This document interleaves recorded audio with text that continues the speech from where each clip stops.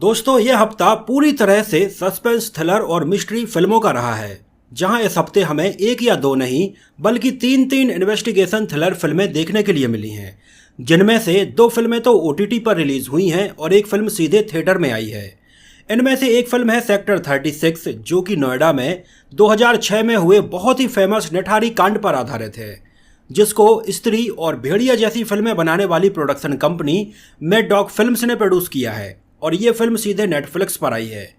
दूसरी फिल्म है Kareena Kapoor starrer the Buckingham murders, जिसका डायरेक्शन शाहिद और अलीगढ़ जैसी लीग से थोड़ी अलग हटकर फिल्में बनाने वाले डायरेक्टर हंसल मेहता ने किया है। अब वैसे तो इस फिल्म का साल 2023 में लंदन में प्रीमियर रखा गया था, जहां पर इसको काफ़ी पॉजिटिव रिस्पॉन्स भी मिला था, लेकिन क्या ये फिल्म उतनी ही इंडिया में पसंद की जाएगी या उतनी ही यहां पर चल पाएगी, इस बारे में हम इस वीडियो में डिटेल से बात करेंगे।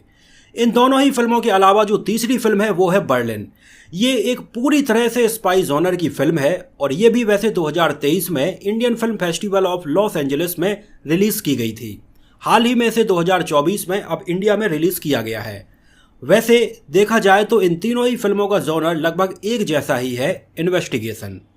लेकिन अब इन तीनों ही फिल्मों में से आपके लिए कौन सी फिल्म वर्थ वॉच है और आपको इस हफ्ते उसको देखना चाहिए, चलिए एक एक करके आपको बताते हैं। तो सबसे पहले तो मुझे इन तीनों में से जो बहुत ही खतरनाक और दिल दहलाने वाली फिल्म लगी वो फिल्म थी सेक्टर 36।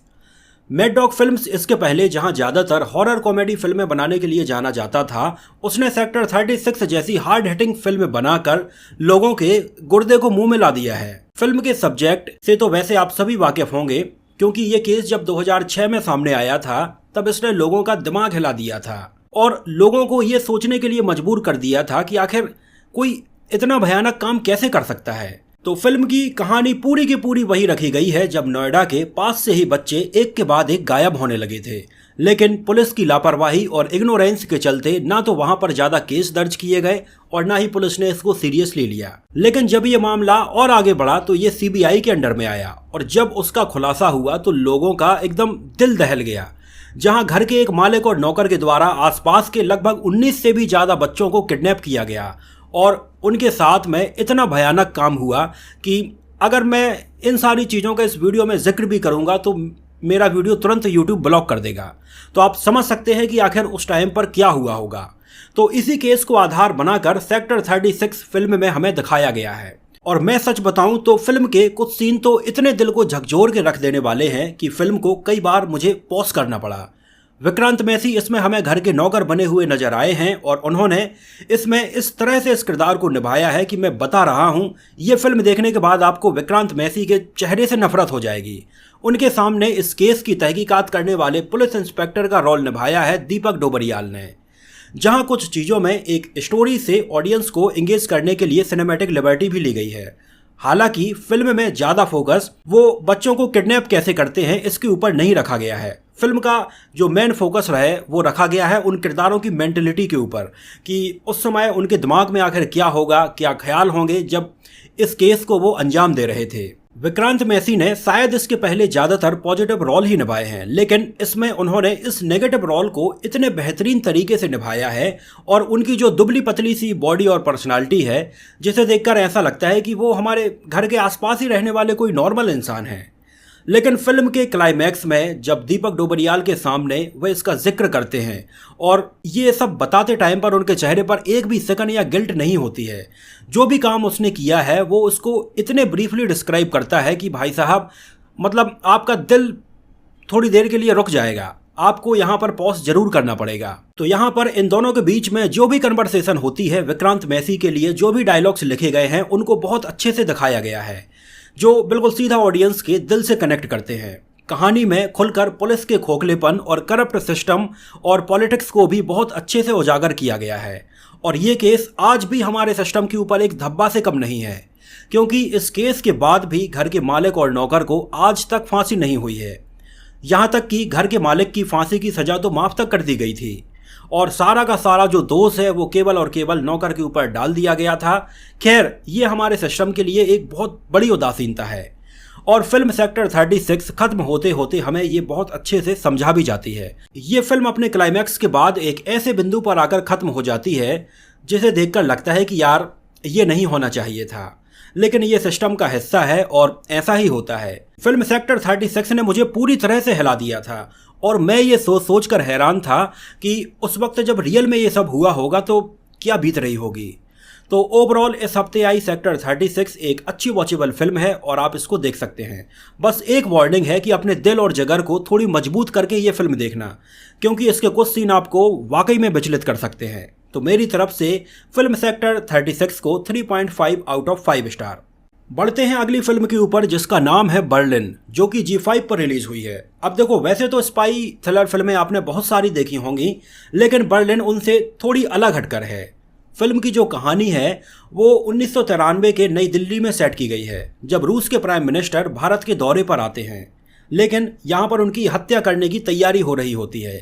पाकिस्तान और अमेरिका का एक पॉलिटिकल एंगल भी हमें यहाँ पर देखने के लिए मिलता है। इंडिया में रॉ और IB दो अलग अलग एजेंसीज इसके ऊपर काम करती हैं। अब शायद आपके जहन में ये बात आ रही होगी कि आखिर फिल्म का नाम बर्लिन क्यों रखा गया है, जबकि इसमें बात तो रूस, इंडिया, अमेरिका और पाकिस्तान की हो रही है। फिर जर्मनी की कैपिटल बर्लिन का फिल्म से आखिर क्या लेना देना है? तो एक्चुअली बर्लिन का इससे कुछ भी लेना देना नहीं है। बर्लिन नाम का इसमें हमें एक कैफ़े देखने के लिए मिलता है और इस कैफ़े की सबसे खास बात ये थी कि इस कैफ़े में जितने भी वेटर काम करते हैं वो बोल भी नहीं सकते और सुन भी नहीं सकते। इस कैफ़े में इंटेलिजेंस वाले अपनी मीटिंग्स रखते हैं और इन वेटर्स को यहाँ पर इसलिए रखा गया था ताकि ये इनकी बात सुन ना सकें और इनकी जो भी बातें हैं वो सीक्रेट रह सकें। लेकिन इस बर्लिन कैफे से एक गूंगे और बहरे वेटर अशोक को जासूसी के आरोप में गिरफ्तार किया जाता है और बाद में शुरू होता है इन्वेस्टिगेशन।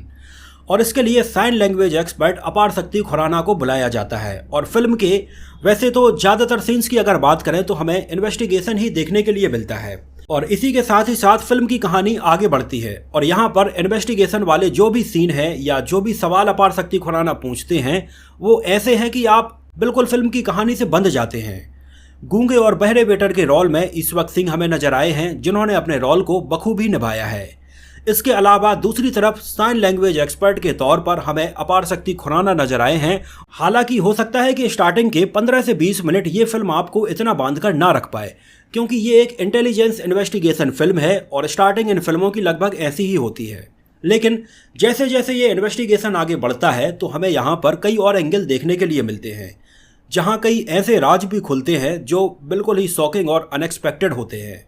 भारत के लिए ही काम करने वाली IB और रॉ के बीच में कई प्रॉब्लम्स होती हैं जो हमें इसमें दिखाया गया है और आगे चलकर तो फिल्म की कहानी में कई ट्विस्ट और टर्न्स भी हमें देखने के लिए मिलते हैं जो ऑडियंस के लिए बिल्कुल ही अनएक्सपेक्टेड होते हैं। तो पूरी फिल्म काफ़ी ग्रिपिंग लगती है और फाइनली जब यह कहानी अपने क्लाइमैक्स पर पहुंचती है तो वहां पहुंचते पहुंचते बहुत सारी चीज़ें ऐसी होती हैं जहां पर आपको कई सारे जवाब मिलने शुरू हो जाते हैं और आपको जाते जाते ये फिल्म ये दिखा जाती है कि सब अपने फ़ायदे के लिए ही काम करते हैं।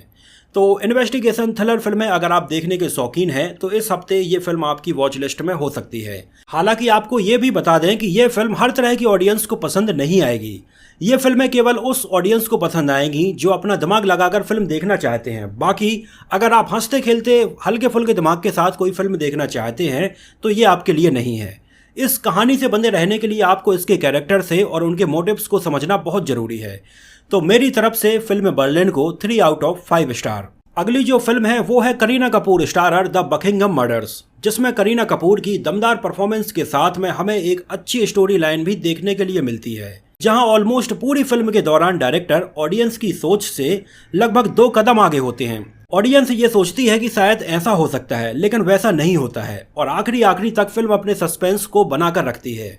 फिल्म की कहानी है एक बच्चे के मिस हो जाने की और आगे चलकर इस केस को कैसे करीना कपूर सुलझाती हैं, इसमें हमें बेहतरीन ढंग से ये देखने के लिए मिलता है। साथ ही साथ करीना कपूर एक माँ के तौर पर भी इस केस से कैसे इमोशनली कनेक्ट हो जाती हैं, इसको बहुत अच्छे ढंग से दिखाया गया है और करीना कपूर ने इसको काफ़ी अच्छे से डिलीवर किया है। साथ ही साथ फिल्म की सिनेमेटोग्राफी और कई सीन देखते टाइम पर आपको किसी हॉलीवुड फिल्म की याद जरूर आ जाएगी।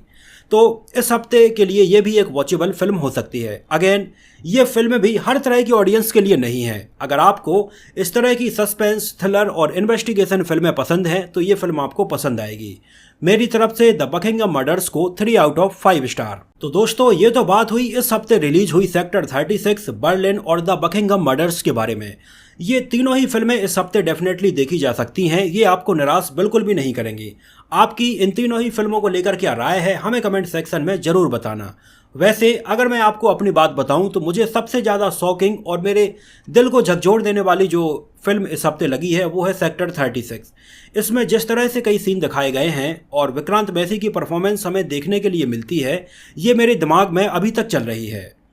तो फिलहाल के लिए इस वीडियो में इतना ही। मिलते हैं आपसे अगले वीडियो में किसी नई फिल्म के रिव्यू के साथ में। तब तक के लिए नमस्कार।